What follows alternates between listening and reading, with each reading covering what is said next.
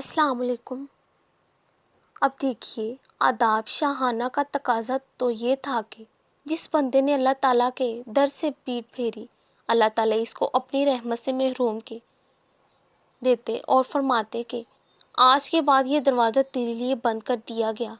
مگر اللہ تعالیٰ رحیم اور کریم ہے، وہ پیٹھ پھیر کر جانے والے بندے پر دروازہ بند نہیں کرتے، پیچھے سے بندے پر لات نہیں لگواتے، بلکہ اپنے اس بندے کو پیار سے متوجہ ہو کر پوچھتے ہیں، یا ایھا الانسان ما غرک بربک الکریم۔